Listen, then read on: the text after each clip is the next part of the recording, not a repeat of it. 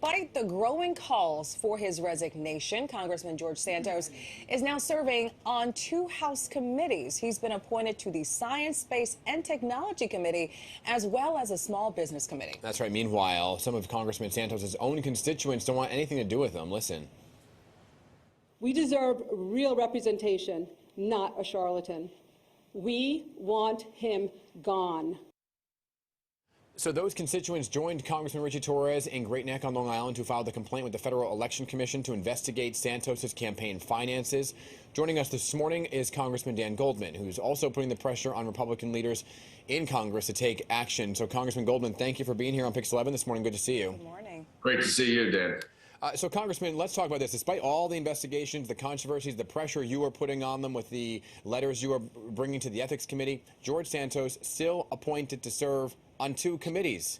And how ironic, one of them is a Small Business Committee tasked with investigating fraud. So what do you make of the committee assignments, and how difficult will it be for other members of Congress to actually work alongside him?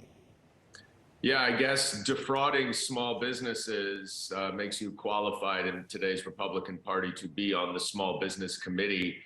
But, you know, I think it just points out the fact that it is quite absurd for someone like George Santos to be in Congress. We keep hearing on the other side of the aisle that the voters decided, so he's a member of Congress. The voters were sold a bill of goods and deceived, and that's why they voted for him. They would have never voted for him if they knew his true biography, if they knew the truth about him. And that's why he lied, because he knew that his background did not make him qualified to be a member of Congress. So it is time, as all 6 of the freshman Republican members of the New York delegation have said, for George Santos to resign. There's a bigger issue here, though, Dan, which is that it appears as if Kevin McCarthy, Elise Stefanik, and the top levels of Republican leadership knew about George Santos's lies and were complicit in the scheme to deceive the voters.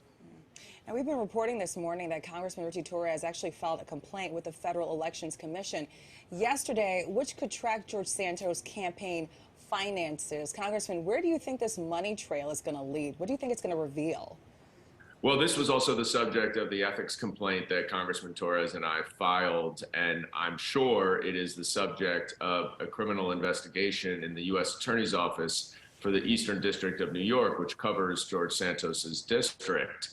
The glaring suspicions in his financial disclosures and his campaign finances warrant serious investigation.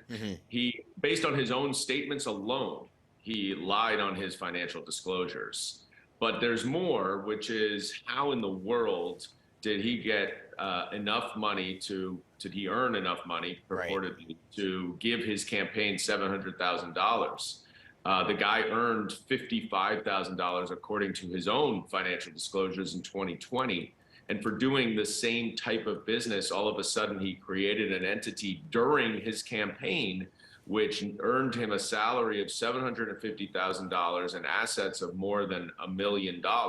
It doesn't add up, and there's all sorts of red flags for campaign finance fraud that I'm sure the federal prosecutors are looking at. Right. So let me ask you this, because you brought up Kevin McCarthy, Elise Stefanik, right? Kevin McCarthy actually speaking out, maybe it's the first time, about George Santos and possibly changing his tune a bit. Take a listen to this, and then I want to talk to you about it. He's got a long way to go to earn trust. But the one thing I do know is you apply the Constitution equal to all Americans. The voters of his district have elected him. He is seated. He is part of the Republican conference. There are concerns with it, so he will go before ethics. Okay, so he gets the 2 committee assignments, right? It's going before ethics. We know all of the issues. We know all of the lies. We know all of the efforts that Democrats are trying to do to get him to resign. He's adamant he's not resigning. So what comes next? You know, what is next for you? Is this something that you should spend your time on, or is it maybe moving on and focusing on issues that maybe can help voters? Well, we're doing both. Last week, in our first week of office, I introduced, along with Congresswoman Nydia Velázquez, the Public Housing Emergency Response Act, which would give $32 billion to NYCHA to fix the backlog of capital improvements. I've also introduced a couple other bills. I've spoken on the floor out against the 2 abortion bills. I went to Washington to work for the people, to work hard. Part of that is holding others accountable, such as George Santos, such as Jim Jordan. But a lot of that is working very hard to make sure that we're focused on the issues that matter to New Yorkers, including housing, including democracy, including the future, our climate, our transportation. So it's not an either or situation. I don't spend much of my day actually focused on George Santos. It's just what I end up talking about publicly more. Right. But, you know, George Santos, the fact that he has been embraced by Kevin McCarthy and the Republican Party makes him and everything he has done a liability for the Republican Party. We only have 20 seconds left. I want to squeeze this in real quick because one of your fellow congressmen, Pat Fallon of Texas, filed a resolution to introduce articles of impeachment against Department of Homeland Security Secretary Alejandro Mayorkas, obviously over the migrant issue. This is playing big here in New York City. Briefly, your response to this. Look, I think it's absurd and unconstitutional to try to impeach someone because you have a policy dispute with them.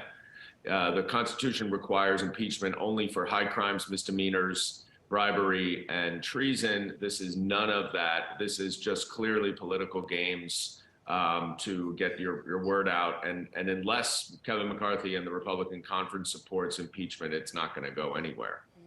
Congressman Dan Goldman, thank you so much for weighing in and being with us on this Wednesday morning. We appreciate it.